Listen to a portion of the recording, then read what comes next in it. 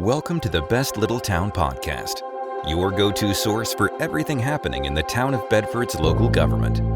Whether it's new initiatives or important decisions shaping our town's future, you'll hear it right here. This podcast is dedicated to keeping our residents informed and engaged. Hello, and welcome to the Best Little Town Podcast. It is Wednesday, September 24th, 2025. My name is Bart Warner. I have the privilege of serving as the town manager of Bedford and also as your host for this podcast episode, which is designed to provide a recap of events from our council meetings and the activities related to the business of your town government in your community here in Bedford. Of course, I'm joining you today because we had a council meeting last night. It was a little bit different, very well attended, a lot of robust discussion related to an issue that was kind of stirred up a bit in the community. And without further editorial comment about that, I'm going to just jump right in. Things started out with allowing Councilman Todd Foreman to attend by virtual means.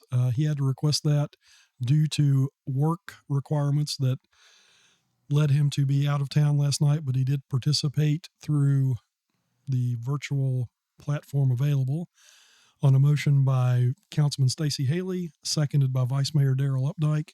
Council unanimously voted to approve Councilman Foreman's participation in that manner. A lot of discussion in the past couple of weeks about the possibility of changing the name of our community. That arose from the previous meeting when Vice Mayor Updike broached the subject, and council kind of discussed that a little bit, but took no action. And then it kind of took on a greater life of its own. And we had a room full of people, which is always a great thing. We anticipated probably were interested in that particular topic.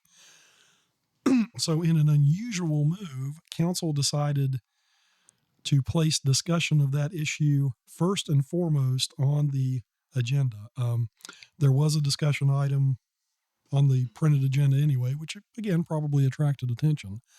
But in order to address some of the concerns head on, C.G. Stanley, our mayor, and the rest of the council members decided to get ahead of it, to provide information, and ultimately to put it to bed, but we'll get to that point in just a moment. Mayor Stanley addressed the issue, mentioned how we got there, which was the fact that it was kind of an academic discussion on the part of council at their previous meeting on September 9th. CG said that he had received a lot of comments and feedback from citizens, which he appreciated. He also made a point to say that Vice Mayor Updike's introduction of the item is, from his view, related to Darrell's perspective as something of a creative thinker and sometimes an outside-the-box kind of person. And CG explained that he appreciates the impact of open conversation and, allows that kind of thing and actually encourages it amongst council members and within the community. That said, he stated that he ultimately was opposed to the idea of changing the name of the town of Bedford. Basically, we went around the dais there at the council meeting. Councilman Jay Ippolito was very succinct in his comments. He shared his opinion that we do not need to change the name of the town at this time. Councilman Stacey Haley likewise said that he appreciated people who think outside the box and bring up different ideas for discussion. He provided some insight into a few activities from past years. One was a rebranding by the town, which took place 7 to 8 years ago. He also talked about some of the history of the town and the fact that the name of the community has changed since the 1700s when we were first incorporated as the county seat. Councilman Haley ultimately said that he was also against changing the name, citing that we have other priorities in terms of cost and budget facing the town. Next, Councilman Todd Foreman shared his view that the cost associated with making a change to the name of the town was too much in his opinion. He also shared that he had not received one positive comment from anyone in response to the discussion. He also stated that he was against changing the name of the town. Next, Vice Mayor Updike gave an explanation of his motives and rationale behind bringing it up for discussion. Daryl basically noted that he did not intend to create anything controversial, but was basically just trying to stir things up a little bit in terms of thought about what we need to do to move the community forward. He noted that we need to start focusing on infrastructure improvements. We also need to do what we can to bring more investment into town. Daryl explained, though, that he wants to know how we're going to do that, and that's really his focus. He shared his view that we need to stop doing the same things over and over again and expecting different results. He said that he appreciated all the turnout and he was in favor of ending the discussion about the issue himself, having brought it up originally, because he felt that it was cost prohibitive. Ultimately, he said most important to him was the influence of public opinion, and he stated that if the community is against it, he is also against it. Councilman Dwight Evans was the next to speak. He stated that he kind of echoed the other comments made by council members, appreciated all of the input he received, but he is also against the name change. Next was Councilman Dave Foster, who stated that he was also against changing the name of the town, not only from a fiscal perspective, but an operational perspective. At that point, Councilman Todd Foreman made a motion that we do not change the name of the town, an official motion, which was seconded by Vice Mayor Daryl Updike. That motion was passed unanimously. And in response to that, a couple of citizens rose to speak immediately. Ann DeLong spoke about the fact that she appreciated council's quick response to this concern that was raised within the community. She noted that she had solicited signatures for a petition from citizens expressing their opposition to the change, and noted that in a very brief amount of time, she had literally hundreds of signatures. But again, she thanked council for responding quickly and appropriately, and also stated that with all the energy in the room, she encouraged people to really come together based on the obvious passion and concern for our community. Jane McKeon then rose to speak, and she also noted that she was very pleased by the energy in the room and the passion of the community as well.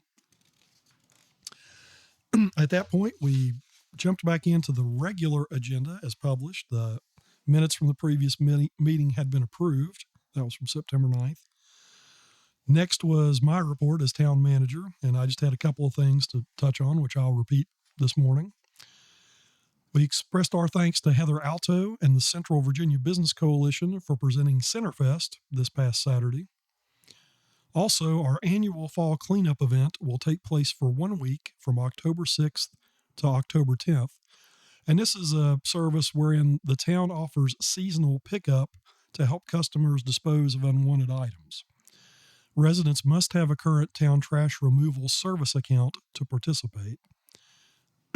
Pickup of the items is intended to take place on regularly scheduled trash service days. So if your trash is typically picked up on a Tuesday, for instance, the week of October 6th, that's also the day we would intend to get your cleanup week events.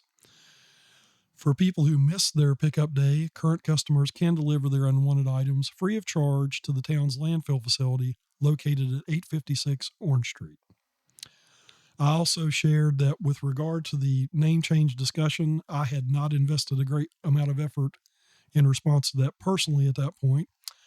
I had consulted a professional colleague who was a former commander of an Air Force base whose name was changed.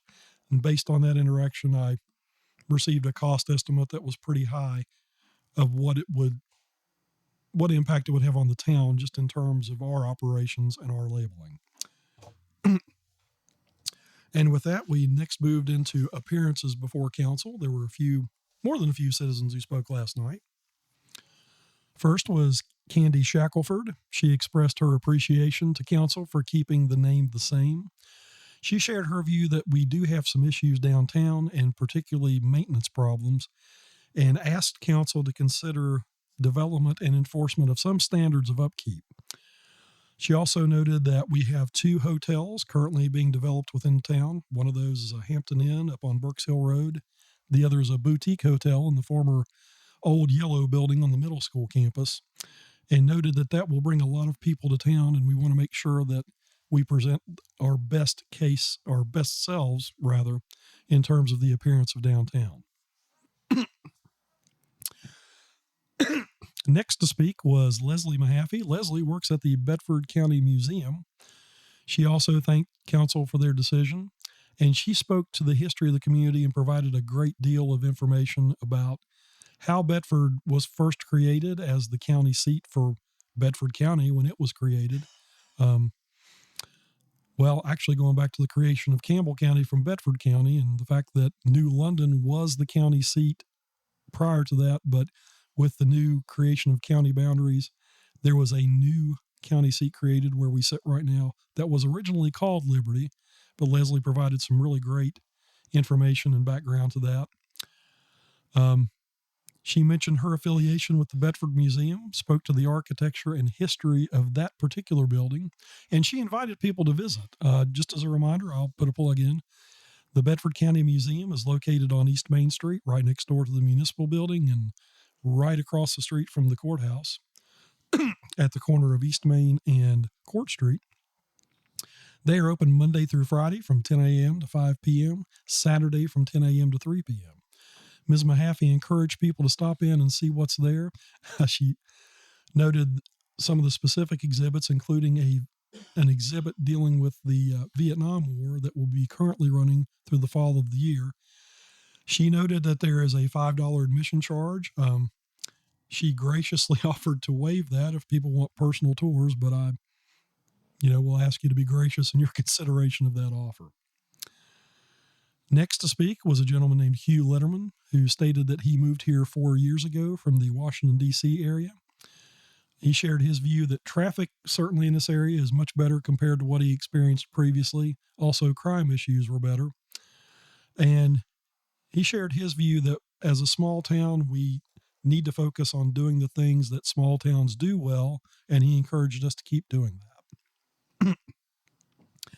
Irene Catlin had registered to speak, but at that time was not present in the room.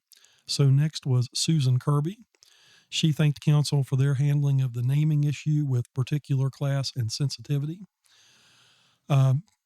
She did ask for some consideration of the change in business solid waste collection, sharing her view that that businesses would now be charged for that, which, following up a bit on that, that's a bit of an unusual point.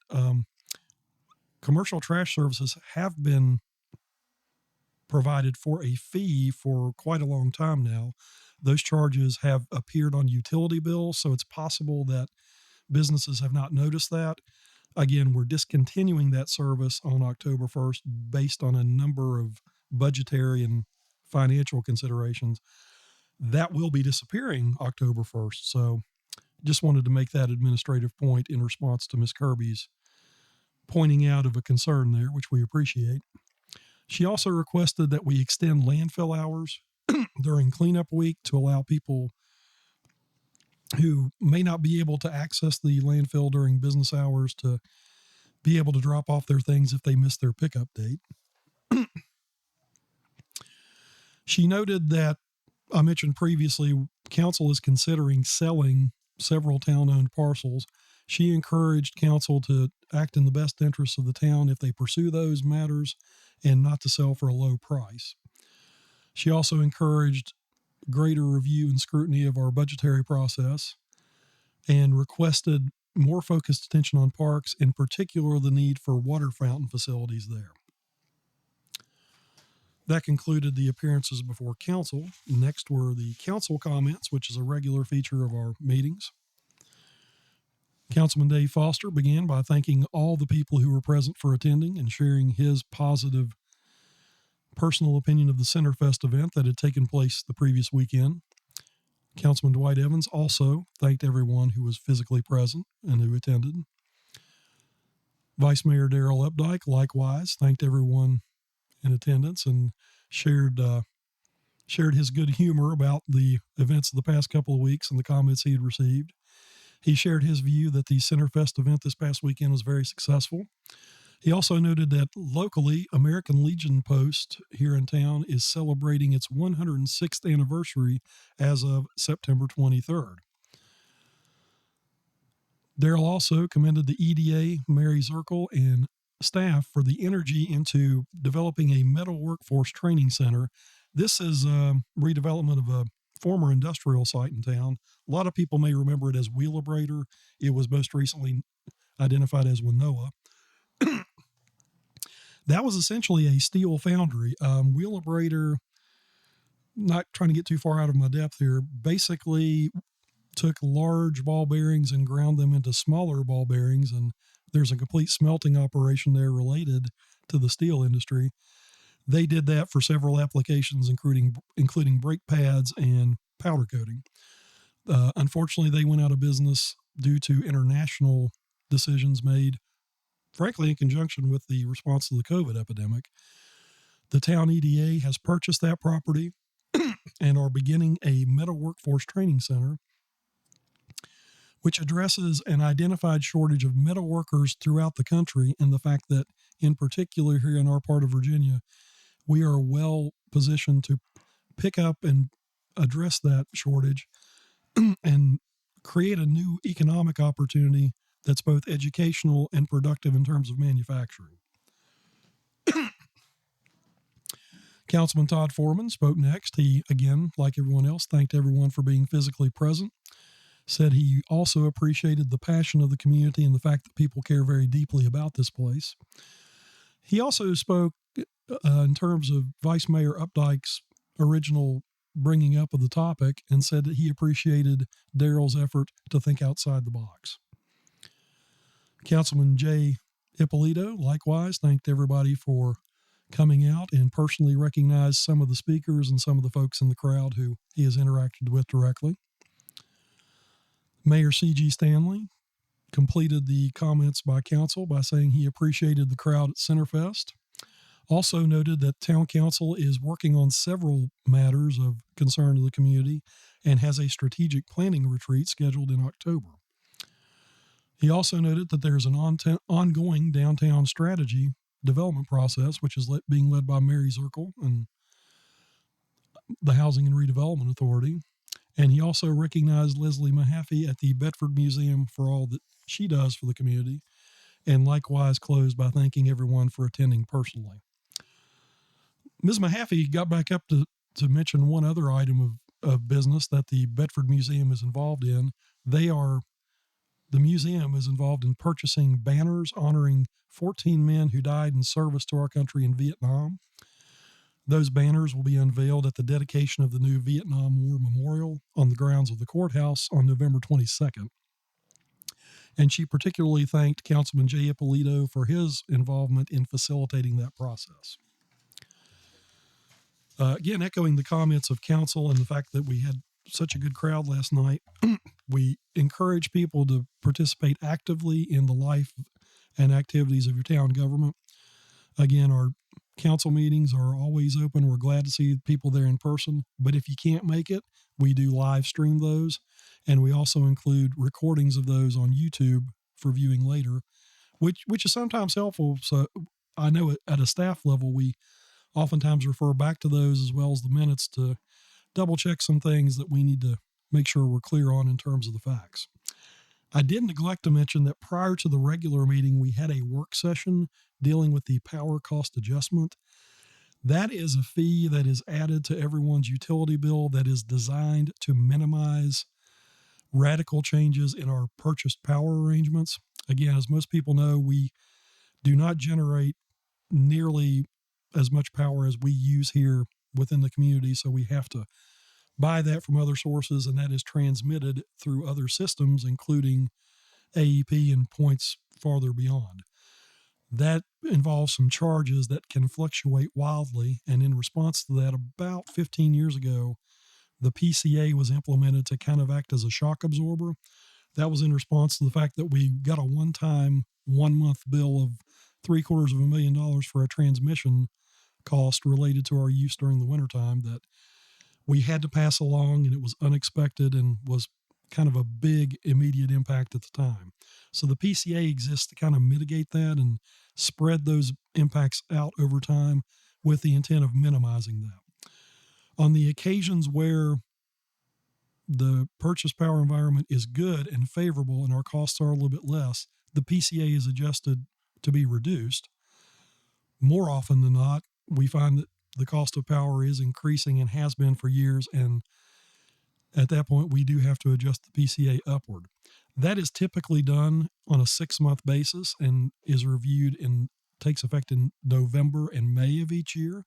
And that's based on the demand models that we monitor on an ongoing basis. John Wagner noted that the next time for review and possible implementation of a change would be this upcoming November. However, since council did adopt a significant increase in electric rates recently that take effect in October, staff will not be recommending an increase in the PCA in November. Instead, we're going to monitor the situation, see what our rate change did to mitigate those costs, and revisit it in May. Now, in the event that the PCA calculation could actually be reduced in November, we will follow up on that, but John and I both explained to council that's probably an overly optimistic view. And so just from a customer standpoint, just want people to be aware of, there was a discussion of what the PCA is, what it's designed to do, but given the impacts that will be facing everybody immediately October 1st, we do not intend to add to that burden through the PCA mechanism in November.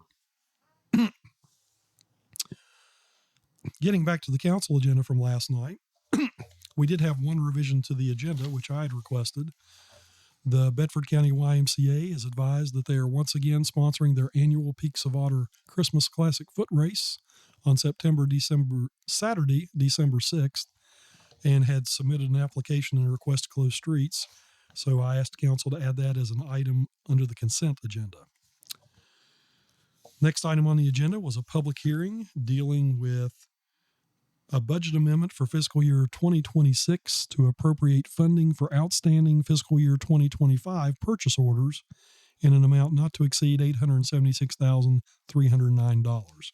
Public hearing was opened. There were no speakers, and so the public hearing was then consequently closed. Next on the item was the request from the Bedford Area Family YMCA to host the annual Peaks of Otter Christmas Classic 5K foot race on Saturday, December 6th. That's on the 5K course will be on the loop, which of course is Peaks, Whitfield, Oakwood, and Longwood. The race start time will remain the same as in years past, which is 8:30 a.m. They expect approximately 600 runners to participate. Letter will be sent to all residents of that area, identifying and alerting them to the fact that there will be a race on that Saturday morning. The road will essentially be coned off for the inside lane to be used for participants from 7:30 a.m. to 11 a.m. And the YMCA will provide appropriate notification to the fire department, police department, as well as fire and rescue of the street closings. On a motion made by Councilman Dwight Evans, seconded by Councilman Stacey Haley, Town Council unanimously approved the request to close streets for the YMCA's annual Peaks of Otter Christmas Classic 5K foot race from 7:30 a.m. to 11 o'clock a.m. on December 6th, 2025. Moving into new business, following up from the public hearing, was a request for reappropriation of funds from outstanding fiscal year 25 purchase orders. At the end of fiscal year 2025, there were certain purchase order projects which were not fully completed and which resulted in outstanding carryover balance. As part of the fiscal year-end procedures, departments are asked to review all open purchase orders for accuracy. These requests are then reviewed and the balance is included in the fiscal year 25 audited financial report. These commitments are recognized as assigned funds in the audited financial statements, but this rollover does not impact the year-end unassigned fund balance. The total amount of requests totaled $876,308, and in order to account for these purchase orders in the new year, a budget rollover of the encumbered funds is requested. Again, this relates to the fact that the town operates on a fiscal year that begins on July 1st of each year and runs through June 30th. Obviously, we continue to provide services and undertake activities on behalf of our citizens in between that time, and that harsh limit when the year changes from June 30th to July 1st doesn't mean that we stop what we're doing and then reappropriate everything for budgeting purposes. Basically, what last night's request represents is the fact that we're continuing to provide service even though there's a change in our fiscal year. There's a lot of times, particularly things such as paving, which takes place in the middle of summertime, that it makes the most sense to do it at that time, but we don't want to stop just based on the budgetary limitations of the date. So this relates to the nature of that business and the fact that while we have a 12-month box that our budget fits into, operationally we exist in real time. So last night, Town Council was requested to approve the budget amendments, which would appropriate budget to several general ledger accounts to continue work that essentially spanned one budget fiscal year to the other. On a motion made by Councilman Stacey Haley and seconded by Councilman Dave Foster, Town Council unanimously approved the request for the budget amendment. Last item of new business was a reimbursement resolution for the municipal building. A lot of folks are aware, some may not be, that our municipal building at 215 East Main Street has been experiencing several system failures in terms specifically related to heating, cooling, and electrical systems. Although the town has replaced significant components of these systems, the original system, designed back in 1966, is mostly still in use. The town has investigated the ability to continue to repair the existing components, but the system has deteriorated to the point, and we find that parts are frankly no longer available in many cases, that staff recommends a complete replacement of the existing systems. As the town continues to investigate the full cost of needed renovations and repairs, staff recommends adopting a reimbursement resolution. The U.S. Treasury regulations permit an issuer to reimburse itself for all preliminary costs of a project, which includes engineering or other soft costs.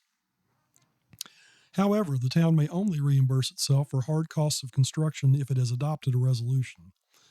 The resolution does not commit the town to issue debt or to reimburse itself from an issuance, but does allow the town to claim costs incurred prior to closing towards a future debt issuance. We explained that we are in the process of obtaining qualified engineers to develop a set of specifications to resolve the issues we've identified. We're trying to take a comprehensive approach to that so we don't ignore problems that may flare up in the future and be more expensive, and also to make sure that we don't spend money twice on temporary fixes. In addition to heating, cooling, and electrical, we're also looking at things such as the elevator system in town hall, the windows, which are also original to the building, and also the possibility of architectural design services to see if we can better utilize the existing space of the police department in the basement. Again, the question was asked if this means the town is committed to going into debt for this activity.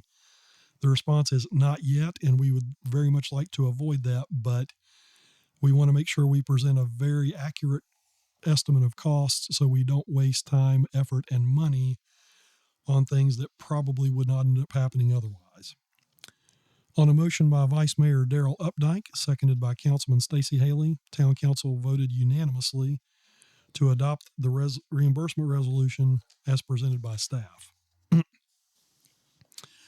That ended the public portion of last night's meeting. There were a couple of closed sessions. The first dealt with town-owned property in the Peaks Magisterial District of Bedford County. I can tell you that council talked about some properties that the town owns adjacent to the Stony Creek Reservoir. The discussion essentially related to administrative and legal status of those properties in regard to adjacent properties owned by the Bedford Regional Water Authority, as well as discussion of the town's interest and intent regarding what it wants to do with the properties it currently retains. The other closed session was related to our ongoing plans to withdraw from the commercial solid waste operation. Again, that's a budget-driven decision. Essentially, the costs of disposal have risen to such a point that we find that we would have had to raise our rates for that collection service to a point that, candidly, we didn't think was competitive with what the private providers of that service are currently providing. Again, we are discontinuing the collection of that particular solid waste October 1st. That also means that we will no longer be obligated to operate a transfer station related to that service. And so we are exploring a request for proposals to offer that to other interested parties who may find that valuable. And we're looking to leverage the value of that to minimize some other costs. I will just mention that, again, the biggest issue with commercial solid waste was not collection so much as disposal. For many years, and there is a difference between residential and commercial. Residential solid waste is currently collected and disposed for a fee. We dispose that at the Bedford County landfill at no cost. On the commercial side, however, we've had an arrangement where we identified the lowest tipping fees for landfill facilities around. And for years, that has been Pittsylvania County, just above Danville, between there and Lynchburg.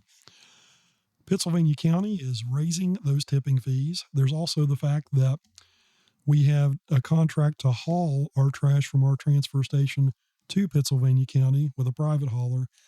Based on those tipping fees increasing, the hauler indicated that those costs would have to be passed along. So that's really more of the background behind the commercial trash issue.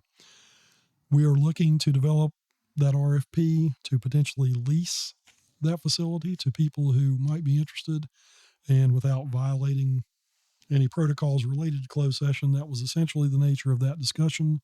You might anticipate seeing a proposed RFP on a future town council agenda for action.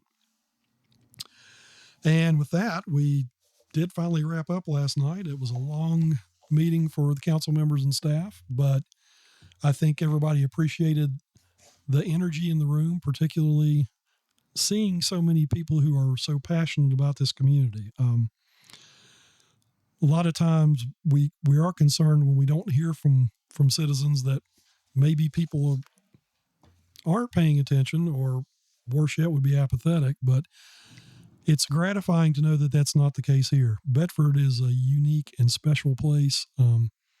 It's certainly worth caring about passionately, and we saw that last night, and I think council heard that overwhelmingly over the course of the last couple of weeks. Certainly we hear it over the course of the years as well, though. And it's not something we take for granted. Again, I've said it before on this podcast, we live in a day and age where we have flexibility in terms of where we want to be, and ultimately we know people can choose to live and do business anywhere they want. We're grateful for the fact that folks choose to do that here. We're grateful for the people who've been born and raised here and the rich history we have. And we're also excited about welcoming new neighbors and new businesses who will contribute to the ongoing history of Bedford. And we are anticipating growth coming to our community. We see evidence of that coming up with new developments in both housing and with the hotels that were mentioned. We do need to make sure we take care of what we've got and maintain that, so we're sensitive to that as well. And in that regard, I thank you very much for your time and indulgence in listening to this recap of council. Again, encourage you to participate directly at your convenience. We want to make that as convenient as possible. During regular business hours, you can always call Town Hall at 587-6001. Of course, that's area code 540. We're open, except for the rare occasion of a state holiday, Monday through Friday from 8:30 a.m. to 5 o'clock p.m. The treasurer's office does close at 4:30 each day because in addition to accepting payments, they also have to provide several administrative services related to the town's finances.